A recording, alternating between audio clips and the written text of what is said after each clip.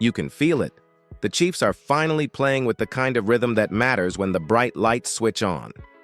This isn't just another hot streak. It's a team finding ways to clean things up and show up at the exact moment they need to. That's the story for Monday night. Kansas City catching fire at a dangerous time for Jacksonville. Here's the quick frame. The Jaguars are an impressive defensive unit so far. They lead the league in takeaways, and they've been forcing short fields that turn into points. But there are cracks.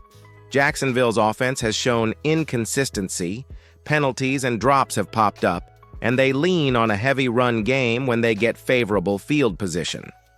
If the Chiefs play disciplined football, hit some early scores, and keep Trevor Lawrence under pressure without gambling away the run fit, this game tilts toward KC.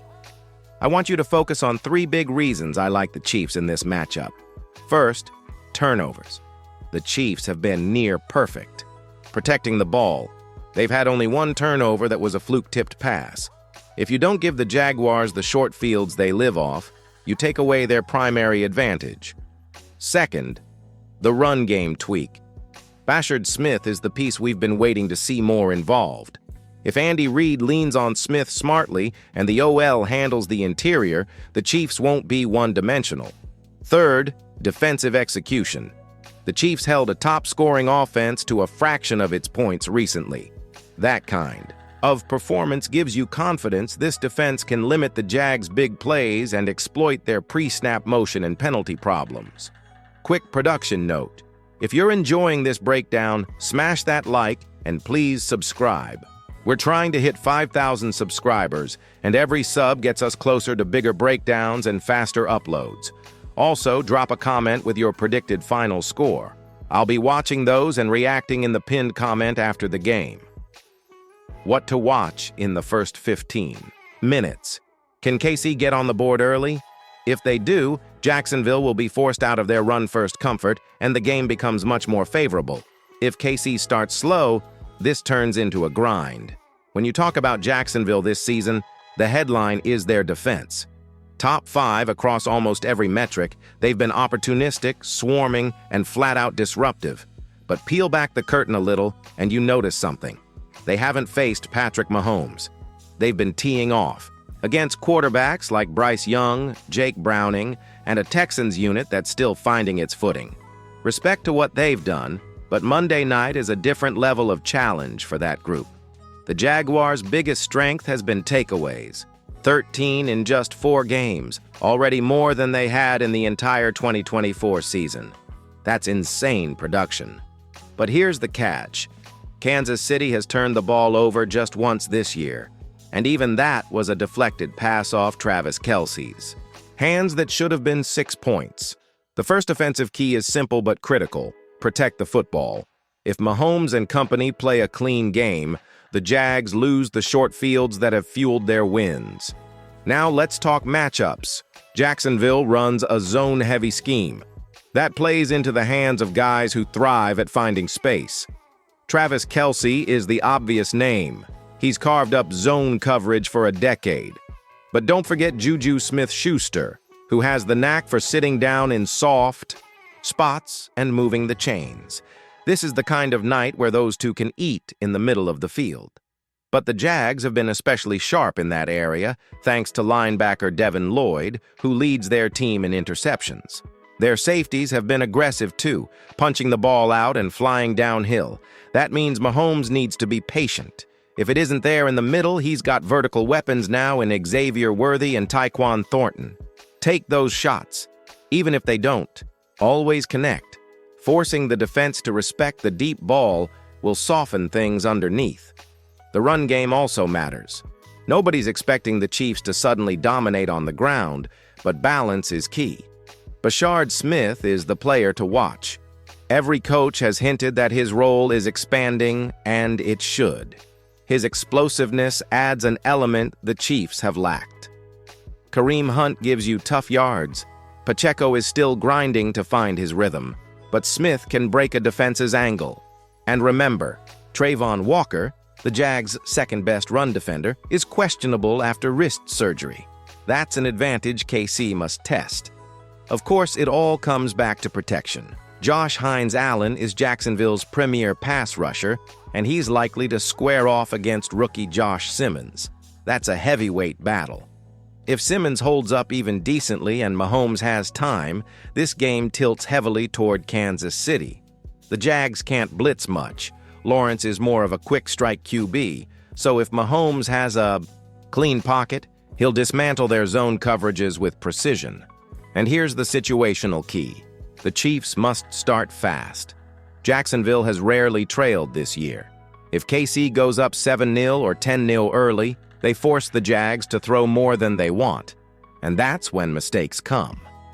A slow start, on the other hand, lets Jacksonville lean on ETN and grind the clock, exactly what they want.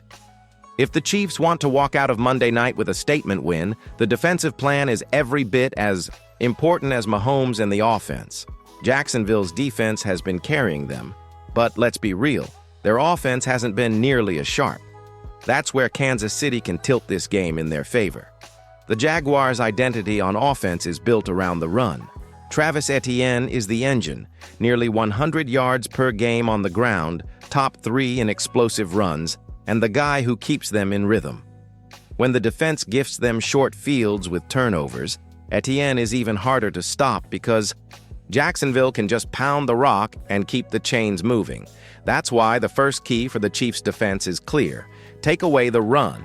Spagnuolo's group has struggled against the ground game, bottom 5 in rushing yards allowed per game, but if they can limit ETN early, you force Trevor Lawrence to beat you with his arm. And that's where things get interesting. Lawrence is talented, no doubt, but he's been inconsistent. Coming into last week, he had thrown at least 1 interception in 6 straight games. Yes, the streak broke against San Francisco, but let's not sugarcoat it. The Niners dropped 2 or 3 passes that should have been picked. The Chiefs' defense has created turnovers in back-to-back games, and if they keep that streak alive, this matchup swings hard. Here's the tactical angle. Lawrence has one of the quickest releases in football, second only to Aaron Rodgers. He loves to hit his first read. That means the Chiefs need to disguise coverages and force him to hesitate. Take away the middle of the field where he's most comfortable, and he struggles on deep throws. Just 1 completion in 11 attempts this season. Push him to force the ball downfield, and KC's secondary has a real shot to flip possessions. The defensive line also has to show up. Chris Jones and George Karlaftis are the difference makers here. Jacksonville's offensive line is banged up, with several starters on the injury report.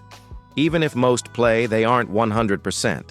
If Jones collapses the pocket and Karlaftis gets home without KC needing to blitz heavily, Lawrence's efficiency crumbles under pressure. His completion rate drops into the 30s when he's hit without extra rushers. That's where the Chiefs can win this game. Consistent, 4-man pressure.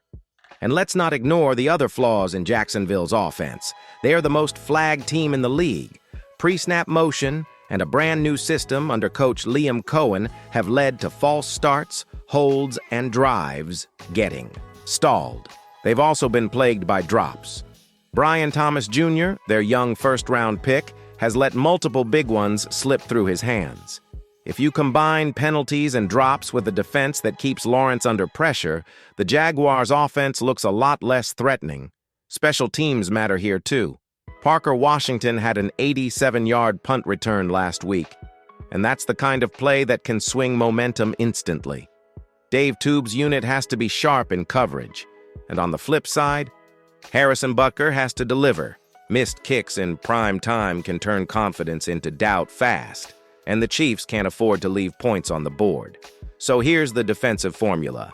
Stop Etienne early, make Lawrence throw more than he wants, disguise the middle, and let your front 4 bring pressure without blitzing. Sprinkle in a few opportunistic turnovers, and suddenly Mahomes is back on the field with extra possessions. That's the pathway to control this game. All right, let's wrap this up and give you the full Monday Night Football picture. Prediction, key player props, and exactly how the Chiefs can take control from start to finish. First, the score. I see Kansas City getting out early and holding the Jaguars at bay. If Mahomes and the offense start fast, they force Jacksonville out of its comfortable run-heavy game. Defensive pressure, disciplined play, and smart use of the run game will give the Chiefs the upper hand. I'm calling it Chiefs 27, Jaguars 21. The last Jags. Score might make it look a little closer late, but if KC executes, they win with confidence. No shootout needed. Now let's talk props. Based on trends and matchups from the past 4 weeks, Travis Etienne rushing yards, he's averaging nearly 100 yards per game, so hitting the higher on 49 to 12 rushing yards is smart. Patrick Mahomes passing yards, the Jags are allowing around 233.5 yards per game, which lines up with Mahomes' average, making the higher a solid play. Trevor Lawrence, interceptions. He's thrown 8 in the last 7 games, and with KC's defensive front and opportunistic secondary, there's value in expecting at least 1 INT. Tail these, and you can multiply your stakes significantly. Even if you're not playing fantasy or props, knowing these matchups highlights where KC has leverage. Etienne as the main run threat, Mahomes' consistent passing, and the defensive ability to force mistakes. Special teams will also play a role. Parker Washington can break a return, and Butker has to remain sharp. Primetime execution matters. Missed opportunities here could swing momentum. Kansas City has the talent to dominate these moments, but focus is key. Here's the game plan in a nutshell. Offense. Start fast, avoid turnovers, exploit zone coverage with Kelsey, Juju, Worthy, and Thornton. Lean on Bashard Smith in the run game. Defense. Stop Etienne early, disrupt Lawrence's reads, pressure from the front 4, disguise coverage, and capitalize on penalties and drops. Special teams. Cover Washington, make every field goal, and maintain mental sharpness on returns and punts. This is a formula that gives the Chiefs the edge across all 3 phases. They're disciplined, versatile, and match up favorably against a Jaguars team that's great on paper defensively but inconsistent offensively. Execution under the Monday night lights will make the difference. Before I let you go, drop your confidence percentage in the comments. Give this video a like if you're ready to see KC dominate, and make sure you hit that subscribe button with the bell turned on. We're chasing 5,000 subscribers, and every single one of you helps us reach that goal while bringing more deep dive analysis your way. So KC fans, Monday night, clean offense, aggressive defense, smart special teams, and prime time execution. That's how the Chiefs win. Let's go.